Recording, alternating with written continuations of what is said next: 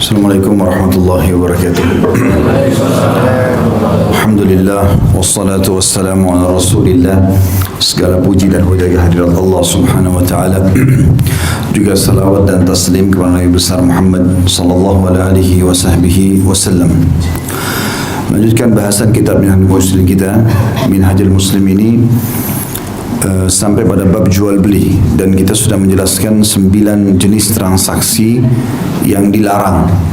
Ada 16 jenis transaksi yang dilarang dalam Islam menurut versi Syekh Abu Bakar rahimahullah.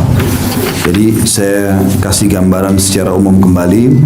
Yang pertama yang dilarang transaksi dalam Islam adalah jual beli satu barang yang belum diterima. Dan ini tidak boleh sesuai dengan sabda Rasulullah sallallahu alaihi wasallam, "Idza ishtaraita syai'an fala tabi'u hatta taqbidah." Bila kamu membeli satu barang, jangan pernah kamu menjualnya kembali sampai kamu menerimanya terlebih dahulu. Hadis ini riwayat Ahmad nomor 14.892. Jadi masuk dalam masalah ini teman-teman, tidak boleh antum kalau beli sesuatu dari orang beli dari antum barang, terus antum telepon supplier atau pabriknya, kirim langsung ke sana ya, tanpa sampai ke tangan kita dulu, nggak boleh. Itu dilarang.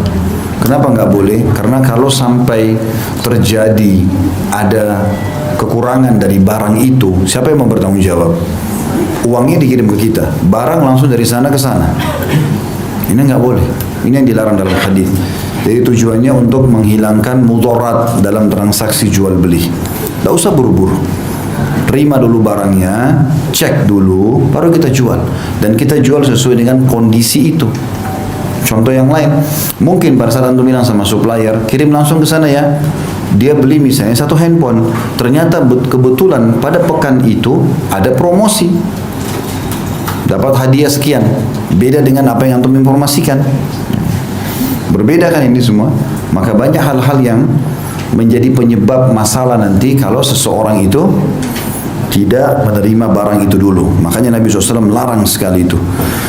Dan juga dikatakan Ibnu Abbas, aku tidak memperkirakan sesuatu kecuali yang semisal dengannya. Artinya harus aku tahu dulu barangnya, lihat dulu, baru aku transaksikan. Yang kedua yang tidak boleh, itu sudah pernah kita jelaskan ya, saya reviewkan supaya nggak lupa, karena ini masih lanjutan yang lalu. Yang kedua, jual beli barang yang sudah dibeli oleh muslim yang lain. Tidak diperbolehkan bagi seorang muslim membeli satu barang yang telah dibeli saudaranya sama muslim ya. Jadi misal walaupun ini masih baru transaksi, misalnya baju dipegang oleh saudara kita muslim, dia masih negosiasi, belum bayar, tetap nggak boleh kita ganggu. Walaupun kita suka dengan barang itu, walaupun tinggal satu, walaupun kita butuh, nggak boleh. Sama sekali nggak boleh diganggu. Sudah dia lagi transaksi, sudah. Kalau dia tidak jadi, baru. Sama sekali nggak boleh. Ya. Jadi nggak boleh, apalagi kalau kita rekayasa. Kamu jual aja, itu orang itu mau tawar berapa, 10 ribu misalnya, sudah jual sama saya 15 ribu supaya batal dengan orang itu. Ini nggak boleh. Ini yang dilarang. Sesuai dengan sabda Rasulullah SAW, la yabi' ba'dukum ala bai'i ba'd, janganlah sebagian di antara kalian membeli barang yang telah dibeli oleh orang lain. Hadis ini riwayat Bukhari di nomor 2165 dan Imam Muslim 1412. Yang ketiga, jual beli sesuai dengan sistem najash. Najash itu ya, seseorang sengaja menawar tinggi untuk ya, menaikkan harga padahal dia tidak mau beli. Ini saya kasih contoh pada Senin yang lalu, pelelangan biasanya.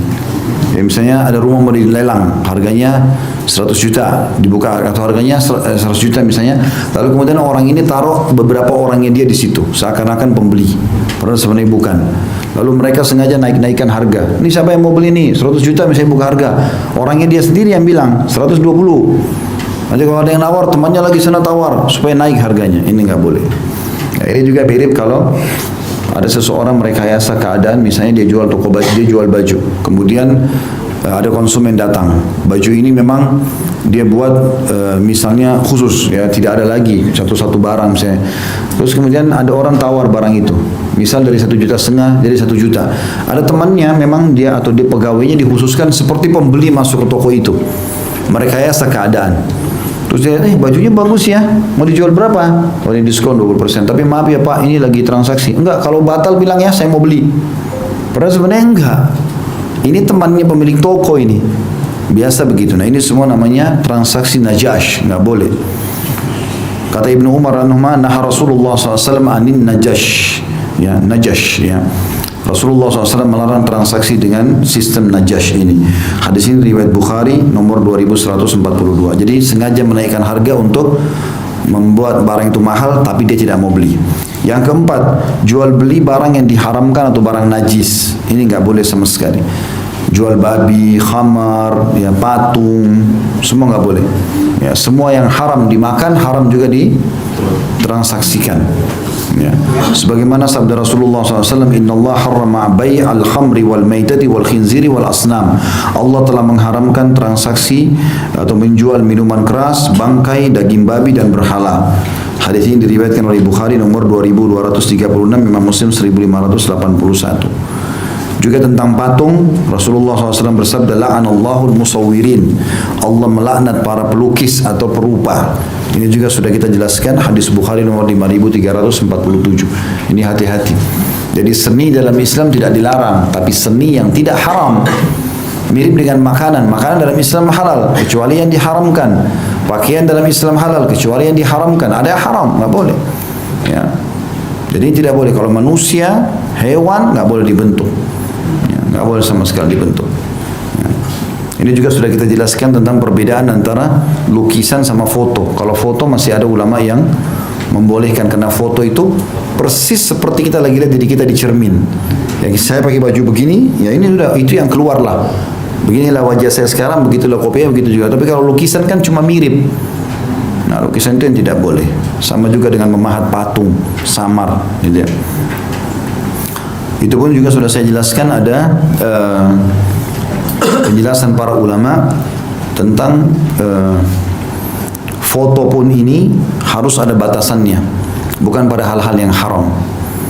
Kalau foto-foto orang terbuka auratnya lalu dipajang, dilihat-lihat sama dia, ini semua jadi haram hukumnya, nggak boleh, gitu kan. Termasuk tidak boleh memajang di rumah, dianjurkan agar disimpan di album kalau diperlukan, karena memajangnya ada konsekuensi hukum lain, malaikat tidak masuk di rumah, gitu kan. Jadi ini juga perlu digarisbawahi, sehingga tidak boleh orang koleksi foto-foto perempuan misalnya bagi laki-laki yang bukan mahramnya, disimpan semua di handphonenya ya untuk dijadikan bahan koleksi, nggak boleh, karena itu tidak ada hajat dia. Tapi paspor, ijazah, ya kegiatan sosial yayasan, darurat orang foto keluarga, dia mungkin masih ada poin yang dibolehkan, itu pun tidak boleh dipajang. Ini penting digarisbawahi. Juga tidak boleh juga mentransaksikan sesuatu walaupun itu dasarnya halal tapi digunakan untuk haram. Contoh misalnya kita punya kebun kebun anggur, ya. Terus datang satu perusahaan khamr nawar, ini semua kebun anggur kamu bersekian hektar saya beli. Tapi kita tahu mau dibuat khamr, nggak boleh transaksi. Karena kita sudah tahu dia akan pakai apa. Kalau kita nggak tahu maka nggak ada masalah. Makanya dalam Islam salah satu metode dalam bermuamalah, kita tidak usah terlalu banyak nanya. Memang betul. Sekarang TV misalnya, TV hukumnya mubah, kan bisa dipakai nonton ceramah, bisa dipakai di masjid, bisa dipakai, tapi bisa juga dipakai di karaoke, tempat-tempat diskotik, tempat haram, nonton film porno misalnya, kan bisa. Jadi kalau kita jual TV, bolehkah? Boleh dalam Islam, karena hukum asalnya mubah. Dan kalau ada pembeli datang, tidak usah tanya, kamu mau pakai untuk apa? Tapi kalau dia bilang, saya punya karaoke, saya butuh 10 TV, kita sudah tahu untuk itu. Maaf, saya nggak jual. Harus bilang, kenapa ini diharamkan dalam agama saya? Nggak boleh. Kayak gitu memang. Karena kalau tidak, kita termasuk punya andil, karena kita tahu. Kalau orang bilang, kan saya cuma jual, ini mirip dengan orang jual khamr di supermarketnya. Saya nggak minum, tapi ada di kulkas dijual. Sama saja. Ya, karena yang mendukung pada kebaikan dapat pahala seperti pelaku kebaikannya, yang mendukung pada keburukan dapat dosa sama pelakunya. Jelas ini? Ya. Kemudian yang kelima, jual beli yang di dalamnya terdapat unsur penipuan apapun sifatnya, tidak boleh ada yang samar. Ya. Betul-betul ini buatan Indonesia, buatan Indonesia. Oh, ini dari Itali. Bohong. Kenapa harus bohong? Supaya laku lebih mahal. Ya, nggak perlu. Karena yang kita kejar dalam Islam kualitas, bukan kuantitas. Kualitas dari rezeki itu luar biasa. Walaupun sedikit, berkahnya banyak. Ada orang gaji 2 juta, 1 juta, hidup dia, anaknya 3, mertuanya numpang di rumahnya, hidup. Ada orang 50 juta nggak cukup-cukup, bahkan berpenyakitan macam-macam. karena memang tidak berkah. Jadi kita kejar dalam Islam kualitasnya, bukan kuantitas. Allah kasih kapasitas mulut kita begini, ya begini saja yang dibutuhin. Ini 2 sendok sudah penuh. Kalau kita telan bisa keselak itu 2 sendok. 1 piring maksimal udah kenyang, 2 piring udah nggak mampu lagi makan. Itu kapasitas kita. Untuk apa curi yang haram ini? Untuk apa? Untuk apa nipu orang? Mau diapain tuh uang yang banyak dari rekening? Mati lebih banyak tanggung jawabnya. Nah itu. Sampai kata para ulama, kematian itu sesuatu yang misterius, bisa datang setiap saat dan pertanggungjawabannya berat. Apalagi harta, pendapatan itu bahaya sekali. Karena kata Nabi SAW, tidak akan beranjak kaki seseorang di hari kiamat kecuali ditanya 4. Yang salah satunya harta. Harta ini ditanya dari mana sumbernya, kemana keluarnya. Semua ditanyain. Halal nggak sumbernya? Baik, sudah halal. Dikeluarkan kemana? Zina. Dosa lagi. Nggak boleh pada yang haram. Harus sumbernya benar, ininya benar. Orang muslim tidak ada sesuatu yang tidak jelas bagi dia. Yang kelihatan di depan kita, itulah kita. Nggak ada manipulasi, nggak ada sembunyi-sembunyi, nggak ada samar-samar, nggak ada. Haram-haram, halal-halal. Suka-suka, nggak suka. Selesai. Itu konsep hidup, harus begitu. Kata beliau, jual beli di dalamnya yang ada unsur penipuan tidak diperbolehkan bagi seorang muslim melakukan jual beli yang di dalamnya mengandung unsur penipuan saja nggak boleh. Sehingga tidak diperbolehkan menjual ikan yang ada dalam kolam, menjual bulu domba yang masih melekat di punggung domba, padahal jelas barangnya. Jadi kalau ikan masih dalam air, dia bilang misalnya, saya jual itu. Yang pembeli bilang, saya beli itu. Ikannya belum pernah dilihat, mungkin airnya keruh. Keluarin dulu. Mungkin ikannya itu boneka, mungkin mainan, mungkin ikan bukan ikan asli. Mungkin ikannya ngapung tapi setengah badannya sudah dimakan ikan lain, mungkin. Tidak bisa. Bulu domba jelas, tidak boleh, cukur dulu. Udah gugur semua, sudah jatuh, baru dilihat. Siapa tahu pada saat dicukur itu ada yang luka kulitnya, kena darah, berubah warna dan seterusnya. Ini saja itu udah nggak boleh. Dan menjual janin binatang yang masih ada dalam perut induknya. Sapi hamil, misalnya, terus kita bilang, ini harga induknya 10 juta, harga janinnya 1 juta. Nggak boleh, janinnya masih bagian dari ibunya, belum keluar, mungkin dia mati. Kita nggak tahu, gitu kan? Jadi cuma harga induk saja, yang ini nggak boleh. Menjual air susu binatang yang masih ada dalam ambingnya. Jadi diperah dulu. Ini kambing saya gemuk nih, banyak susunya. Saya jual langsung itu, silakan beli yang dalam kantong itu. Bayar 100.000. Nggak boleh. Karena susu itu kambing kalau dia lagi nyusui atau sapi, ya itu biasanya kantongnya berkembang. Karena dia kasih susu, kalau tidak diperah, dia terus produksi susu makin besar nanti. Nah, itu ada unsur manipulasi nanti. Makanya disuruh coba ya. Menjual buah-buahan yang sebelum matang. Ya, maksudnya di sini adalah belum layak makan. Ya. Kalau misalnya kita makan kayak kita makan rujak kan pakai mangka mengkal ya, enggak apa-apa. Itu boleh karena sudah layak konsumsi gitu kan. Tapi yang ini yang seperti misalnya orang kita sering beli kurma warna hijau. Ya, saya sudah singgung itu ya. Nggak boleh ini. Orang Arab aja nggak ada yang makan kurma hijau. Kenapa kita mau makan nih? Padahal bukan negara kita nggak ada kurmanya kok. Karena orang Arab tahu itu belum layak dimakan, ya masih hijau. Tapi selalu embel-embelnya stamina, ya ini untuk perkasaan, laku. Padahal belum layak makan, belum bisa. Itu paling banyak itu di Jeddah kalau sudah mau pulang, orang-orang pada jual di kresek-kresek 5 rial, 10 real. Padahal tidak ada yang makan tuh kurma kecil tuh. Belum layak makan. Kalau sudah layak makan, kuning, merah, kemudian coklat dan hitam itu semua bagus, gitu kan.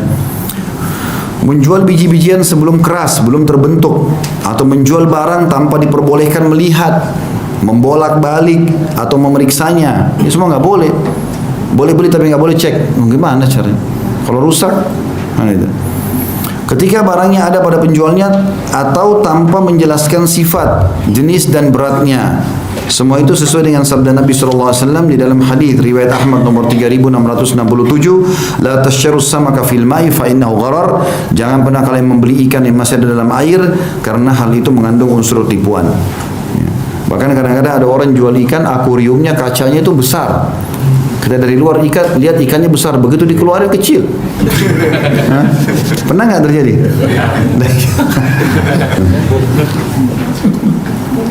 Kemudian juga keterangan Ibnu Umar radhiyallahu yang berbunyi dalam hadis riwayat Baihaqi jilid 5 halaman 340, nah Rasulullah SAW ayyuba'a tamrun hatta yut'ama aw sufun ala dhahrin aw labanin fi dar'in aw samnun fi laban. Rasulullah SAW sangat melarang kurma dijual sehingga ia layak makan. Makanya tadi yang dikatakan ya matang itu sudah layak makan. Tadi kalau sudah mulai kuning, kurma itu 4 proses warna ya. Dia dari hijau dulu, kemudian kuning, kemudian merah, kemudian baru hitam atau coklat. Nah, hijau ini belum layak. Rasulullah SAW melarang kurma dijual sehingga ia dapat dimakan, atau bulu domba yang masih melekat di punggung domba, atau air susu yang masih berada di dalam ambingnya, atau samin ataupun mentega yang masih berupa air susu. Ya, air susu ya jual susu. Kalau sudah dikelola, dikasih garam segala macam jadi keju, maka harga keju, gitu kan. Kemudian juga keterangan yang lain, nah Rasulullah SAW an bai'i thamarati hatta tuzhiya. Qalu wa ma tuzhi? Qala tahmar. Faqala idza mana Allahu thamra fabima tastahillu ma li akhik. Rasulullah SAW melarang sekali transaksi jual buah-buahan sehingga matang. Ya. Ibnu Umar berkata, para sahabat bertanya, ya Rasulullah, bagaimana cirinya kalau sudah matang itu? Beliau bersabda sallallahu alaihi wasallam, yang dimaksud dengan matang ialah sudah memerah, artinya berubah warna, ya. Maka Rasulullah SAW lalu mengatakan, jika Allah telah melarang buah-buahan tersebut untuk matang, lalu dengan alasan apa kamu menghalalkan harta saudaramu? Nggak boleh kita ambil. Hadis ini hadis sahih riwayat Bukhari nomor 2208 dan Imam Muslim 1555. Juga dilarang transaksi mulamasa dan munabadzah. Mulamasa itu hanya sentuh saja, munabadzah saling melempar barang. Ini sudah saya kasih contoh ya. Jadi kalau misalnya kita transaksi baju, ya, ini para pedagang kadang-kadang harus bertakwa kepada Allah. Jadi kalau misalnya saya punya toko, teman saya punya toko di sebelah, kita jual baju. Biasanya akhir Ramadan banyak pembeli. Baju yang kita jual habis nih. Kebetulan ada merek yang sama tetangga sebelah punya. Fulan, kasih baju itu. Dia sudah paham, dia ambil langsung dia lempar. Dia lempar, ini namanya mudabadzah. Ini tidak boleh ya, dilarang transaksi ya munabadzah, melempar tadi dengan mulamasa, menyentuh saja, tidak dicek. Lalu kemudian saya ambil, saya langsung taruh kresek, kasih pembelinya, pergi. Sekarang pertanyaannya, kalau sampai pembelinya jalan terus dia cek rusak, siapa yang bertanggung jawab nih? Saya belum putus transaksi sama dia, baru main minta saja, belum negosiasi harga, belum cek barang. Nanti kalau saya tidak terima, oh coba langsung ke toko sebelah, karena tadi saya ambil dari sebelah, saya juga belum bayar, ributlah gara-gara itu. Intinya mulamasa itu menyentuh tanpa mengecek, munabadzah itu melempar tanpa mengecek, ya, itu yang dilarang. Yang keenam, jual beli 2 transaksi dalam 1 transaksi. Seorang muslim tidak diperbolehkan mentransaksikan 2 transaksi dalam 1 transaksi, melainkan ia harus mentransaksikannya dalam transaksi yang berbeda, karena di dalamnya mengandung unsur kesamaran yang dapat menyakiti atau merugikan muslim lainnya. Adapun contohnya adalah, misal aku menjual satu barang kepadamu dengan harga 10 dirham kontan dan 15 dirham kalau kredit, ya. Ia lalu melanjutkan transaksi jual belinya, tapi penjual tidak menjelaskan kepada pembeli transaksi mana yang dilakukan. Atau contoh yang lain, aku jual rumah ini kepadamu dengan harga sekian, dengan syarat bahwa kamu harus menjualnya kembali kepadaku dengan harga sekian. Udah kita jual sama orang, syaratnya sudah selesai. Saya mau jual 100 juta, dia sudah beli, selesai. Nggak boleh kita bilang, tapi nanti saya kalau ada uang bulan depan saya beli lagi ya. Itu tidak ada urusan. Nggak boleh 2 transaksi dalam 1 transaksi ini. Jelas nggak? Ya, jadi kalau dia mau jual sama saya silakan, dia mau jual sama orangnya silakan, sudah haknya dia. Ya. Tidak boleh juga misalnya kita bilang, saya jual sama kamu ya, tapi dengan syarat kamu tidak boleh jual sama si fulan. Apa urusannya? Dia mau jual sama siapa, dia mau bakar, dia mau pakai, terserah dia. Nggak boleh kita campurin lagi. Ya, atau memberikan syarat, saya jual rumah ini sama kamu, tapi dengan syarat kamu nikahkan saya sama anakmu. Belum bisa, contoh. Itu semua tidak boleh. Karena akad nikah ada sendiri, akad transaksi ada sendiri. Yang ketujuh, jual beli dengan cara memberikan uang panjar. Tidak diperbolehkan bagi seorang muslim melakukan transaksi jual beli dengan memberikan atau meminta uang panjar atau uang muka dengan kontan. Berdasarkan sabda Rasulullah SAW dalam sebuah riwayat, annahu sallallahu alaihi wasallam naha an bai'il urbun. Rasulullah SAW melarang jual beli dengan sistem memberi uang panjar. Hadis ini riwayat Imam Malik dalam kitab Muwatta. Kalau kita mau beli handphone misalnya, sudah beli aja. Cash, ya cash. Saya bisa bayar minggu depan, ya sudah minggu depan, tidak usah pakai uang muka. Apalagi uang muka itu sampai hangus, nggak boleh. Haram ini, gharar. Ya. Ini nggak boleh sama sekali, sudah nggak usah. Begitu aja transaksinya. Sudah ya, sudah akad kita 1 minggu, kasih jatuh tempo. Atau kalau dia bilang saya belum punya uang, ya sudah, berarti kita belum transaksi ya. Saya bebas jual sama siapa saja. Kalau kau datang minggu depan ada duitmu silakan. Kalau barang masih ada, kalau nggak ada ya sudah. Jadi jelas. Produk ini nggak jadi kepemilikan seseorang, nggak terikat. Karena kalau terikat jadi masalah ini. Ya. Jadi nggak usah pakai, apalagi sampai hangus ini nggak boleh teman-teman ya. Saya pernah jelaskan ada transaksi jual beli yang boleh kita ambil keuntungan itu kalau akadnya jual beli, benar-benar kita memang mau transaksi jual beli. Jadi misalnya atau kita bisnis, partner bisnis, silahkan ada keuntungan persentase 40, 60, 50, 50. Tapi ada jenis transaksi nggak boleh ada keuntungan. Itu utang piutang sama gadai, nggak boleh ada keuntungan ini. Memang antum pada saat buka pintu itu berarti buka pintu pahala. Memang cari jasa di situ. Makanya utang 10.000 kembali 10.000, lebih sedikit riba. Nggak usah. Dan kita punya hak. Beda sedekah dengan menghutangkan orang, beda. Kalau sedekah kita dianjurkan tidak boleh nolak, karena kan tidak ada nominalnya. Udah celengan masjid lewat, ada orang miskin, kasih aja. Sedekah jangan nolak. Tapi kalau utang kita boleh nolak. Maaf saya belum bisa utangkan. Kalau kita khawatir orang ini tidak bayar misalnya, ya sudah. Karena bahaya ini, ada konsekuensi hukum. Umumnya orang kalau utang tidak bayar, kan itu. Awal ngerengek-ngerengek, pas kita nagih kita yang ngerengek gitu kan. Tapi itu bagi orang yang dekat dengan neraka lah, ya tidak takut sama Allah. Tapi kalau orang takut sama Allah tidak mungkin. Makanya teman-teman kalau darurat sekali utang baru buka pintu utang. Kalau darurat, kalau enggak jangan. Ya. Sampai kata Nabi SAW, itu pun kalau kita darurat utang niat bayar. Kata Nabi SAW, siapa yang utang dia niat bayar, Allah mudahkan dia melunasinya. Siapa yang dari awal utang tidak mau bayar, maka Allah persulit dia. Ini bahaya. Kayak nggak perlu teman-teman. Itu selalu ingat wasiat saya. Nasihat ini penting sekali teman-teman. Kita kapasitas tubuh kita cukup. Ini loh mulut kecil. Ini Allah buatin hidung kecil. Ini kapasitas kita, telinga kita kecil. Kita tidur teman-teman 1 kali 2 meter, sofa cukup. Untuk apa? Ranjang kalau king size 2 kali 2 meter bisa guling-guling. Untuk apa? Ambil uang, curi uangnya orang. Mau beli ranjang berapa banyak? Kita pakai baju 1-2 lembar, sudah keringat 3 lembar, panas. Terus ngapain beli baju banyak, walaupun uang haram, yang penting bermerek. Kan orang begitu. Untuk apa teman-teman? Dompet kita pakai berapa? 1 dompetnya sudah penuh semua kartunya di situ. Mau pakai 3 dompet, mau taruh di mana? Untuk apa gitu? Handphone 1 aja kita sudah kerepotan urus. WA masuk, SMS masuk, telepon. Ini 3 handphone untuk apa? Kira-kira untuk apa gitu loh? Sudah 1 cukup, 2 mungkin lah ya. Maksimal mungkin. Kalau lebih untuk apa? Jadi banyak orang melebihi kapasitas dia yang tidak perlu sebenarnya. Padahal itu semua ada tanggung jawabnya hari kiamat. Harus hati-hati. Baik itu transaksi dengan uang panjar nggak boleh. Kemudian juga yang ke-8 jual beli sesuatu yang tidak ada pada penjualnya. Ya. Ini jelas kata Nabi SAW, la tabi' ma laysa indak. Jangan kamu menjual satu barang yang tidak ada padamu.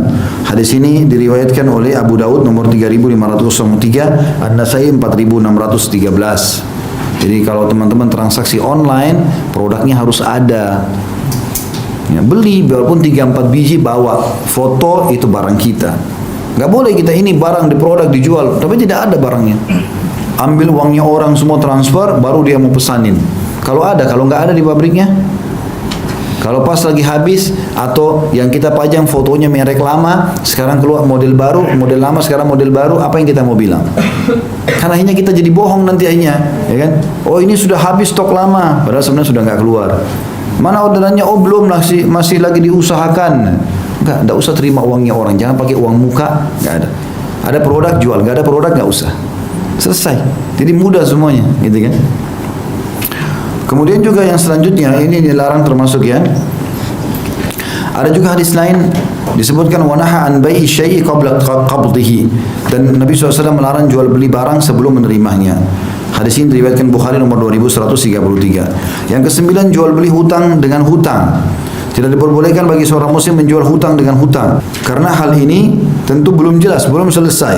Ya kata beliau, dan dilihat dari segi ketentuan hukum syariat bahwa hal itu sama dengan menjual sesuatu yang tidak ada dengan sesuatu juga yang tidak ada. Dan agama Islam tidak membolehkan hal itu. Adapun contohnya menjual hutang dengan hutang ialah seseorang mempunyai hutang tertentu, kemudian Anda menjualnya kepada orang lain dengan harga 100 real hingga batas waktu tertentu. Contoh lain, seseorang berhutang kambing kepada Anda hingga batas waktu tertentu. Kemudian setelah jatuh tempo ternyata orang itu tidak mampu membayarnya dan ia berkata, juallah kambing itu kepadaku dengan harga 50 rial hingga batas waktu tertentu lagi. Ini tidak boleh. Karena dikatakan waqad naha Rasulullah SAW an bai'il kali bil kali. Rasulullah SAW telah melarang menjual hutang dengan hutang. Hadis ini riwayat Baihaqi dan Al-Hakim dan dikategorikan hadis sahih. Contoh yang lain begini, supaya lebih jelas. Saya tidak tahu di Indonesia terjadi atau enggak ya, tapi saya pernah dapati ada di Saudi kasus ini. Jadi misalnya saya datang ke supplier mobil atau dealer mobil, saya mau beli mobil, harga mobil 200 juta. Ya. Kemudian saya belilah mobil tersebut dengan kredit, yaitu tempo, misalnya 36 bulan, 3 tahun misalnya. Kemudian saya datang kepada teman saya, ini kan masih utang nih mobil, karena masih dicicil ya. Berarti dia masih dalam posisi apa? Utang. Sekarang saya butuh duit, saya datang kepada sepupu saya atau adik saya, ini mobil kan 200 juta nih, saya beli dengan cicil dari 250 juta misalnya. Udah kamu bayarnya 150 cash. Mobil diambil, BPKB masih di sana. Maka saya terima 150 juta cash, tapi saya tetap punya kewajiban cicil tiap bulan 250 juta. Ini nggak boleh. Utang dijual, jadikan utang lagi. Nggak boleh. Jelas ya? Jadi ini pernah terjadi di Saudi soalnya. Saya tidak tahu kalau di sini terjadi atau tidak, karena mungkin tidak ada orang yang mau beli barang kalau belum ada BPKB-nya kan gitu. Tapi itu terjadi. Kadang-kadang karena teman dia mau bantu temannya, maka dia keuntungannya dapat mobil cash dengan harga lebih murah. Orang ini juga dapat uang cash, tapi masalahnya dia di sini harus cicil harga lebih mahal. Jadi seperti utang yang lebih mahal dan berbunga gitu loh. Seperti itulah. Sekarang kita masuk insya-Allah yang ke-10 sampai yang ke-16 ya. Yang ke-10, semoga Allah berkahi bahasan kita, jual beli dengan sistem ina.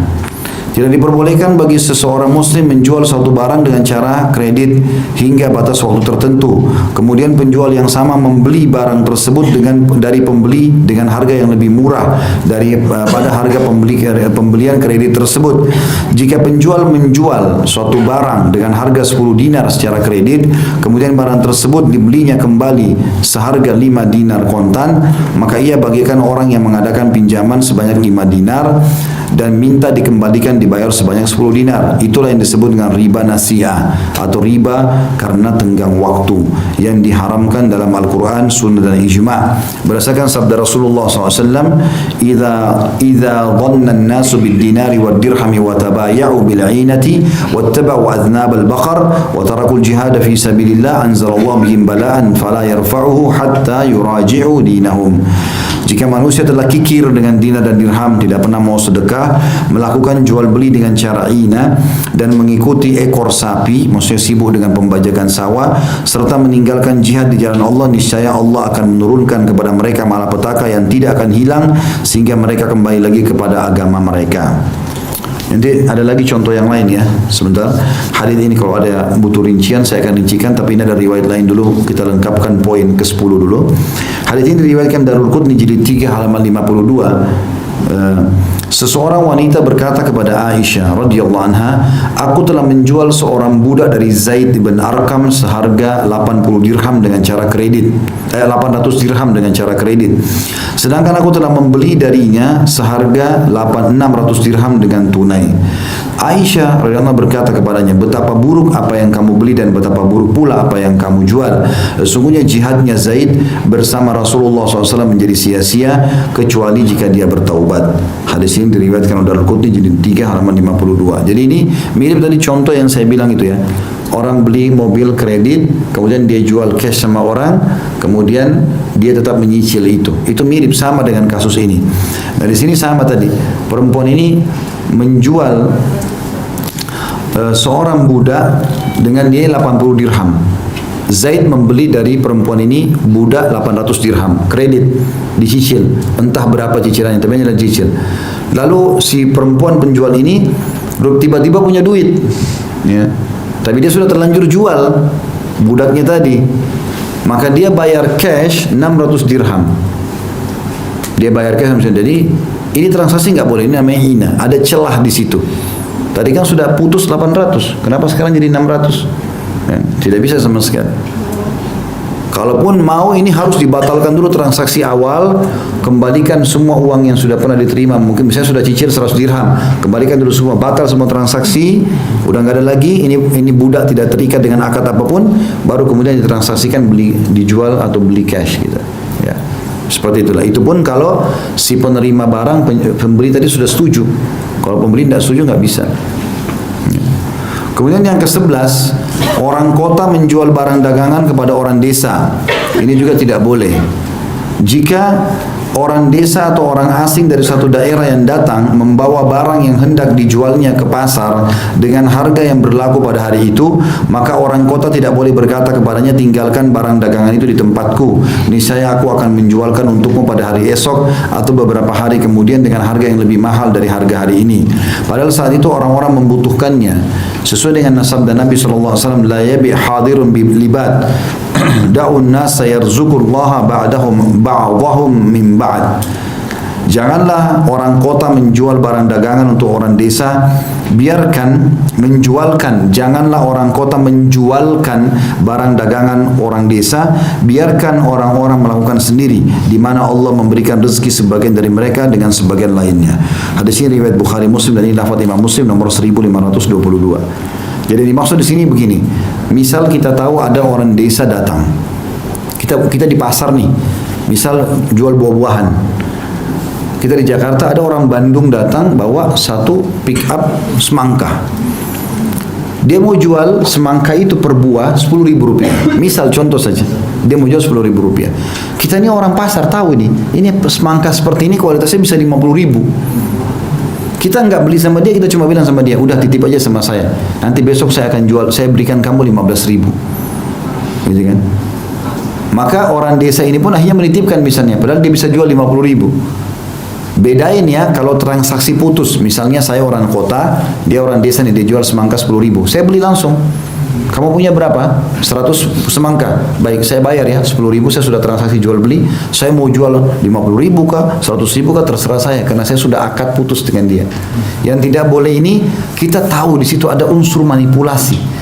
Orang ini supaya tidak tahu harga pasar, kita bilang sama dia, udah saya bisa jualin lebih mahal kok, titip aja sama saya. Kita nggak beli, suruh titip aja sama kita, sehingga kita jualkan dia dengan 15.000, padahal kita tahu kita jual 50.000.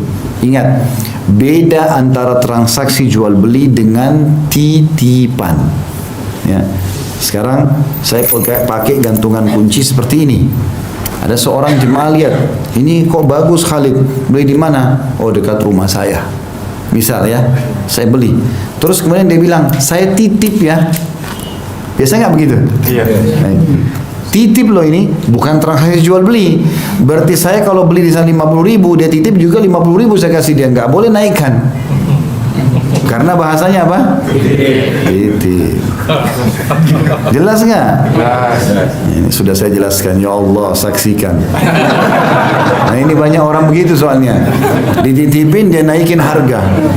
Dia anggap transaksi akad jual beli, nggak boleh. Ya. Kalau kita jelas misalnya ini saya jual nih, kemudian saya pakai supaya promosi. Orang tanya, bagus kan kuncinya? Iya, saya jual. Memang saya punya produk. Ingat tadi ada poin juga, nggak boleh jual yang bukan punya kita. Kita sudah punya produk ini. Berapa harganya? 50.000. Udah kita beli 20.000 modalnya, nggak ada masalah. Tapi akad kita jual beli. Titip nggak boleh. Ini kuenya enak ya, ibu-ibu ditanya sama temannya, oh iya enak. Beli di mana? Beli di sana. Saya titip ya, oke. 20.000 bu, kuenya dikasihnya jadi 25.000. Haram, nggak boleh. 5.000-nya haram, nggak boleh. Jadi yang dimaksud tidak boleh, ya. Yang ke-12, membeli barang dagangan dari para pedagang sebelum barang tersebut tiba di lokasi tujuan. Jika seorang muslim memperoleh informasi bahwa suatu komoditi akan datang ke daerahnya, maka tidak diperbolehkan baginya pergi keluar daerahnya dengan maksud mencegat rombongan para pedagang yang membawanya dan membelinya dari mereka, kemudian membawanya masuk ke daerahnya dan menjualnya dengan harga yang sesuai dengan kehendaknya.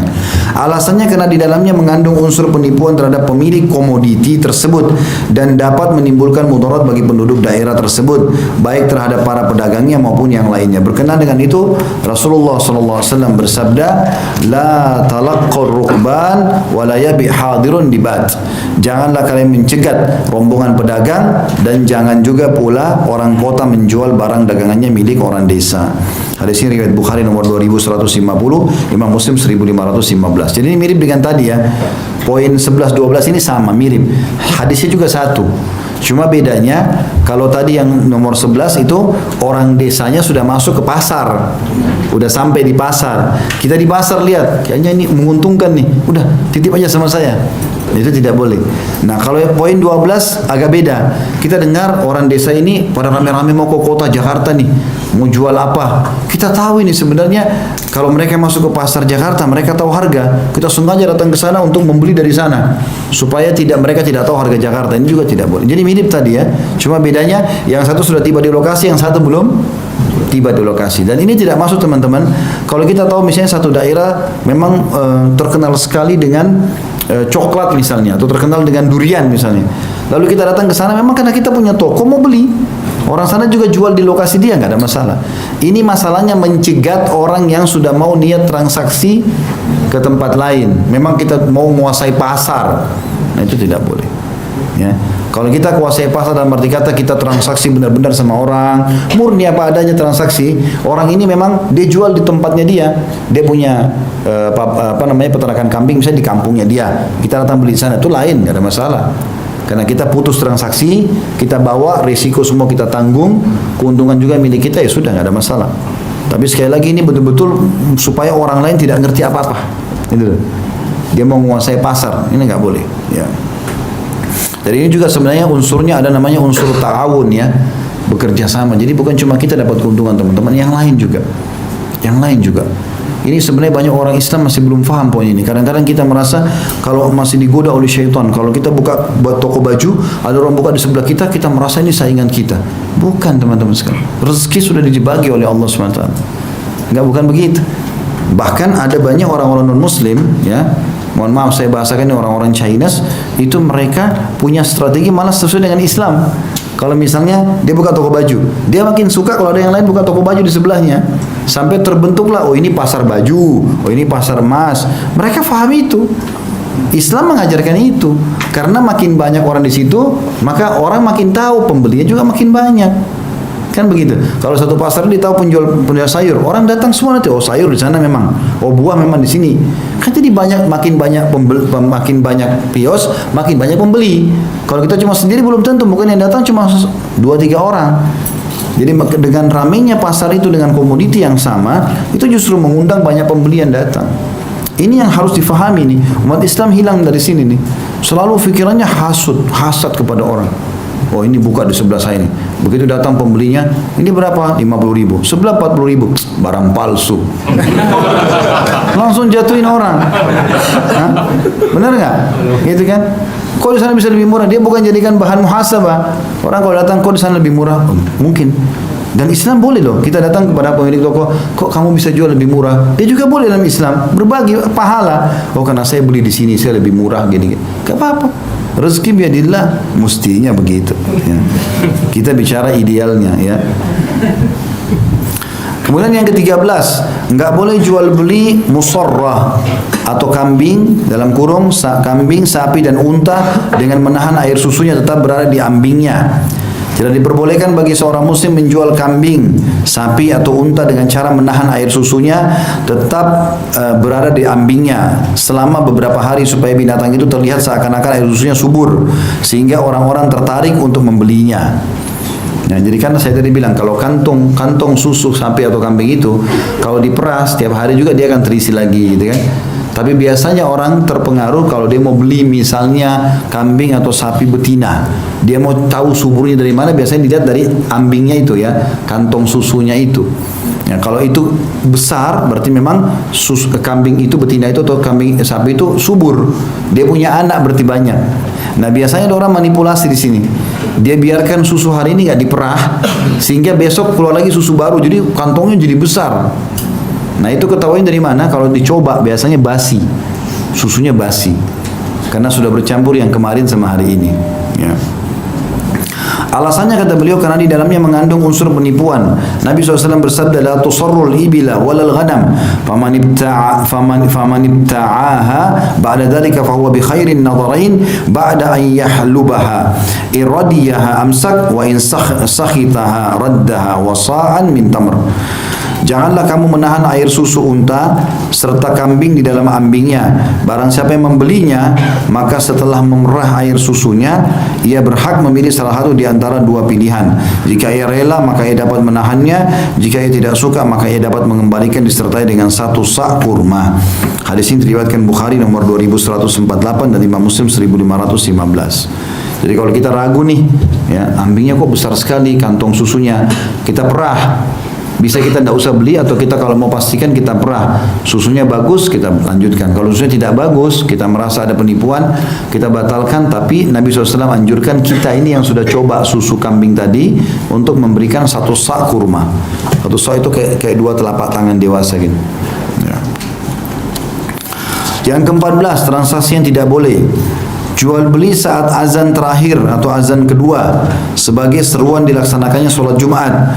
Tidak diperbolehkan bagi seorang muslim menjual sesuatu atau membelinya ketika azan berakhir atau terazan terakhir sebagai seruan sholat Jumat dikumandangkan dengan naiknya imam di atas mimbar atau ke atas mimbar, sesuai atau sebagaimana firman Allah SWT dalam surah Jumat ayat 9. A'udzu billahi minasyaitonir rajim. Ya ayyuhalladzina amanu idza nudiya lis-salati min yaumil jum'ati fas'au ila dzikrillahi wa dzarul bai'. Dzalikum khairul lakum in kuntum ta'lamun. Hai orang beriman, apabila diseru untuk menunaikan salat pada hari Jumat, maka bersegeralah kalian kepada mengingat Allah dan tinggalkanlah jual beli. Yang demikian itu lebih baik bagi kalian jika kalian mengetahuinya. Jadi tidak boleh, Jumat itu tidak boleh transaksi, terutama kalau sudah khatib naik di atas mimbar, ya. Dan itu lebih baik kalau bagi laki-laki putus sama sekali transaksi. Mulai masuk waktu Jumat dia sudah berhenti. Artinya masih awal-awal ya. Mungkin kalau kita sekarang jam 10 pagi, lebih cepat ke masjid lah. Nanti insya Allah transaksi setelah sholat Jumat, karena Allah menjanjikan dalam surah Jumat, فَإِذَا قُدِيَتِ الصَّلَاةُ فَانْتَشِرُوا فِي الْأَرْضِ وَابْتَغُوا مِنْ فَضْلِ اللَّهِ. Kalau Jumat sudah selesai, silakan menyebar di muka bumi dan carilah karunia Allah. Kata para ulama tafsir, sebagian mereka mengatakan Allah menjanjikan rezeki bagi orang yang transaksi setelah Jumat. Ya, sebelum Jumat malah dianjurkan untuk tidak transaksi karena dikhawatirkan malah dia kehilangan keutamaan. Seperti hadis Nabi SAW, siapa yang datang di awal waktu Jumat dia seperti menyembelih seekor sapi, seekor unta.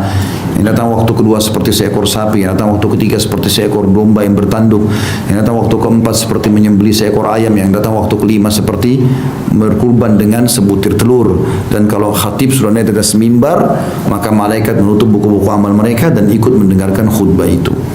Ya, berarti keutamaan ini hilang. Orang yang bertanya, Ustaz, dari mana kita bisa bedain waktu pertama, waktu kedua, bisa kejar unta kah, sapi kah? Maka ini kata sebagian ulama hadis, Allah dengan kemahamurahannya merahasiakan itu. Kita tidak tahu selisih waktunya, walaupun ada di antara ulama yang berijtihad ya, yang mengatakan kalau mau dapat pahala seperti menyembelih unta ratusan juta rupiah, itu dari sholat subuh udah nggak keluar dari masjid hari Jumat sampai selesai sholat Jumat baru dia bubar. Ada yang mengatakan juga tidak. Allahu alam waktunya, apakah waktu duha. Yang jelas ada jeda waktu sebelum khatib dari mimbar masih kosong masjid dia sudah datang. Itu punya keutamaan. Nah, azan di zaman Nabi SAW, di zaman Abu Bakar, zaman Umar, ya, dan di zaman Ali ini dikumandangkan satu kali saja. Ya. Jadi pada saat Nabi SAW sudah mau naik mimbar, sudah masuk waktu Jumat, maka beliau naik mimbar, langsung azan Bilal setelah itu. Setelah mengucapkan salam Nabi SAW, maksudnya Bilal azan. Tapi di zaman Uthman bin Affan, azan dijadikan 2 kali. Dan selisihnya antara azan pertama sama azan kedua sekitar 50 ayat. 50 ayat. Jadi kalau kita mungkin setengah jam, ya, 45 menit, 50 ayat intinya selisihnya. Dan itu tujuannya karena di zaman Utsman bin Affan radhiyallahu anhu pemukiman masyarakat Madinah sudah sampai di lembah Aqiq namanya. Sekitar 7-8 km dari Masjid Nabawi. Jadi jauh. Zaman dulu orang tidak ada kayak kita sekarang, pengeras suara, ada media, belum tahu waktu. Orang masih sibuk dengan kebun-kebunnya, maka di Utsman bin Affan taruh setiap jarak tertentu muadzin. Jadi misalnya ini sampai sudah tidak terdengar suaranya lagi, ada muadzin satu lagi. Terus begitu sampai di sekeliling kota Madinah banyak sekali muadzin gitu kan. Nah, ini azan pertama untuk mengingatkan mereka kalau sudah dekat waktu Jumat. Dan azan sebenarnya adalah azan pada saat khatib naik di atas mimbar, gitu kan. Nah, ini dalam bahasan di sini dikatakan azan terakhir karena azan pertama masih dianggap jauh dari khutbah Jumat, masih ada hitungan 50 ayat. Kalau kita sekarang yang menggunakan juga dua azan Jumat ini, itu azan khatibnya naik mimbar, terus salam azan lagi. Jadi sudah tidak ada jeda antara azan pertama sama azan kedua. Maka berarti kalaupun kita berlakukan hukum ini, berarti di azan pertamanya sudah nggak bisa lagi transaksi. Kalau kayak sekarang keadaannya, karena sudah langsung khatibnya di atas mimbar, ya kan? Nah, kalau zaman Utsman bin Affan agak berbeda. Kemudian yang ke-15, tidak boleh transaksi muzabanah. Tadi ada istilah mulamasah, menyentuh, tidak boleh tanpa dicek. Munabadha, melempar produk, nggak boleh. Ini yang ketiga adalah muzabana. Muzabana maksudnya adalah menjual buah anggur yang masih di atas pohon dengan buah anggur yang kering dengan takaran yang diterka. Dan muhaqalah, ini adalah menjual biji-bijian yang masih ada di dalam bulirnya dengan biji-bijian yang kering dengan takaran yang diterka. Jadi maksudnya tidak boleh anggur basah di pohon, buah segar dengan kismis, anggur kering. Karena pasti beda, ya. Pasti beda. Dari sisi rasa beda, sisi jumlahnya beda. Karena kalau anggur masih basah, mungkin jumlah butirnya 50, kalau kismis mungkin 100, karena dia mengering. Seperti itulah. Itu yang dimaksud di sini. Sama juga dengan transaksi biji-bijian yang masih ada di dalam bulir dengan biji-bijian yang sudah kering, sudah tidak ada lagi kulitnya. Kacang yang sudah dikupas dengan kacang yang tidak dikupas, beda. Karena kulit juga punya bobot, gitu kan. Juga yang dalam kulit masih belum jelas, bagus gak di dalam ini kualitasnya. Kalau yang sudah dibuka sudah jelas kualitasnya. Itu namanya transaksi muzabana, menjual anggur basah dengan anggur yang kering. Dan muhaqalah itu adalah menjual biji-bijian yang masih dalam bulirnya dengan biji-bijian yang sudah tidak ada lagi kulitnya.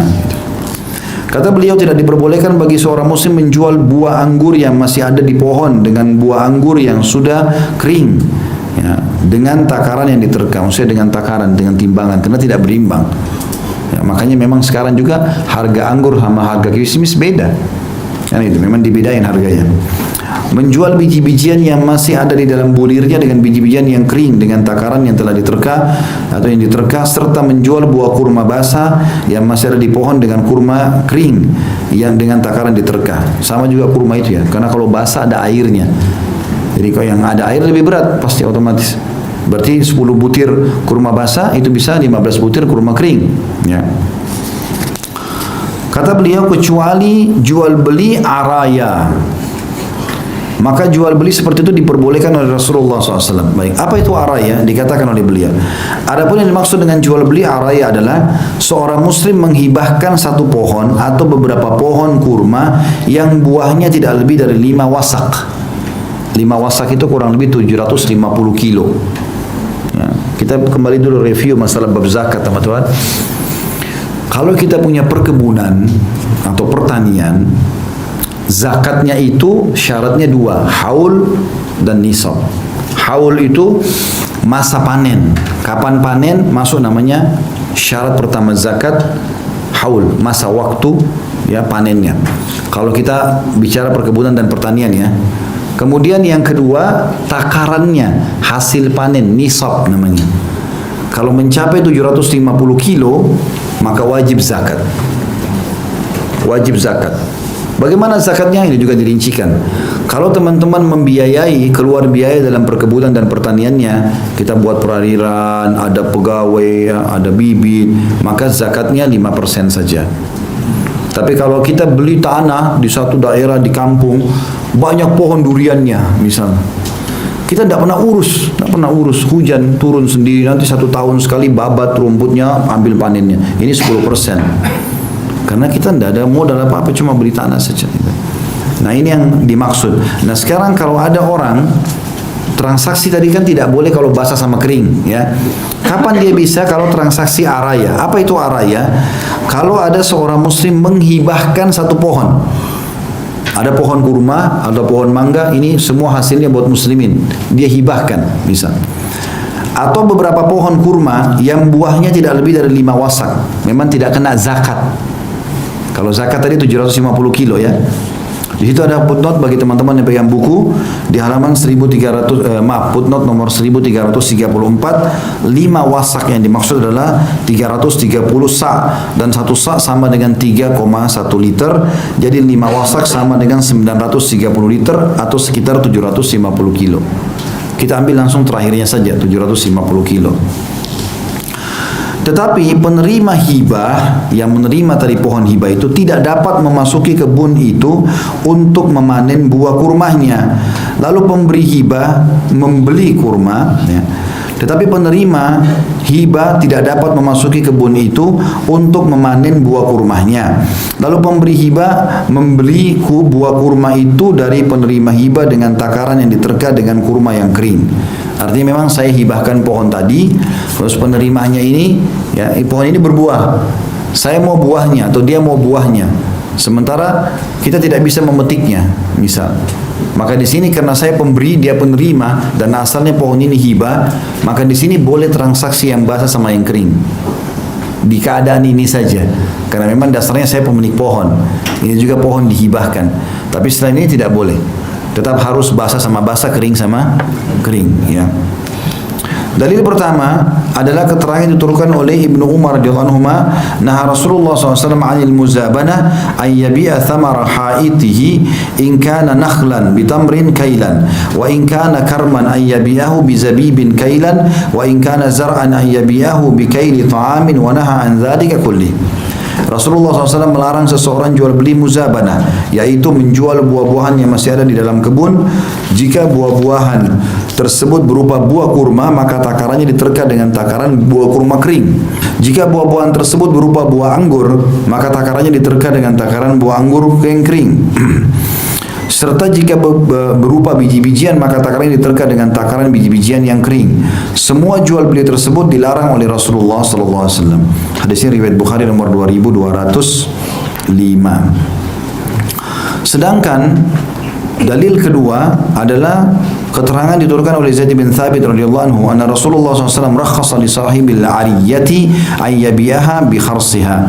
Bahwasanya Rasulullah SAW memberikan rukhsah, keringanan, pemilik ariyah atau pohon kurma yang dihibahkan menjual buah dari pohon tersebut dengan takaran yang diperkirakan. Hadis ini riwayat Bukhari nomor 2188. Jadi kalau saya menghibahkan pohon, kemudian pohon itu berbuah, sementara pemilik pohon ini, ya, bisa dia mau membagikan ke orang atau dia mau jadikan sebagai duit, uang, maka di sini boleh ditukar dengan takaran tadi basah dan kering, tapi dengan syarat tadi pohon ini pohon hibah, ya, memang pemberian.